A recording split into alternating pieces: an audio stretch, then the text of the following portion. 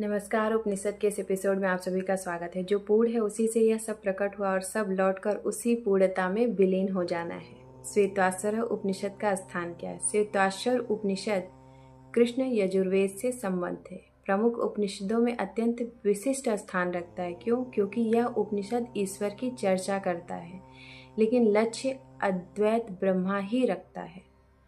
यह उपनिषद क्यों अद्वितीय है? अधिकांश उपनिषद निर्गुण ब्रह्मा की बात करते हैं, पर श्वेताश्वर रुद्र का नाम लेता है, ईश्वर का उल्लेख करता है, भक्ति की बात करता है।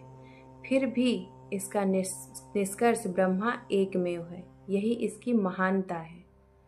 ईश्वर, माया और गुण। उपनिषद कहता है ईश्वर इस संपूर्ण सृष्टि का कर्ता धर्ता प्रतीत होता है, पर साथ ही सृष्टि माया से बनी है। माया ईश्वर की शक्ति है, पर ईश्वर स्वयं नहीं।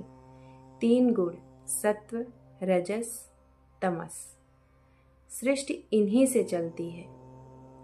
शंकराचार्य जी की दृष्टि, शंकराचार्य जी स्पष्ट कहते हैं कि ईश्वर ब्रह्मा का एक व्यवहारिक रूप है, अर्थात उपासना के लिए ईश्वर आवश्यक है, ज्ञान के लिए ब्रह्मा अपरिहार्य है। भक्ति ज्ञान की शुद्धि है, ज्ञान का विकल्प नहीं है।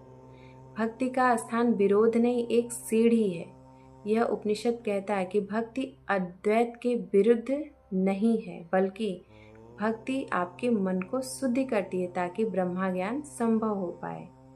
इसलिए रामानुज, मध्व, शंकर तीनों ने इस उपनिषद को स्वीकार किया। योग और साधना का क्या संकेत है? श्वेताश्वर उपनिषद ध्यान, प्राण और चित्त एकाग्रता की बात करता है, पर सावधान, यह योग शरीर केंद्रित नहीं, चित्त शुद्धि केंद्रित है। सांख्य और उपनिषद क्या है? इसमें कुछ श्लोक प्रकृति, पुरुष, गुण की चर्चा करते हैं। इससे सांख्य दर्शन से समानता दिखती है, पर उपनिषद द्वैत पर रुकता नहीं है।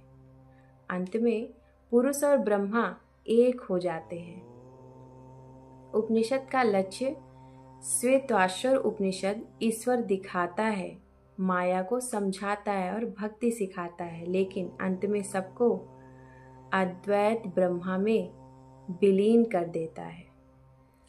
इस उपनिषद का संदेश, ईश्वर वास्तविक है, भक्ति आवश्यक है, योग सहायक है, पर अंतिम सत्य एकमेव ब्रह्मा है।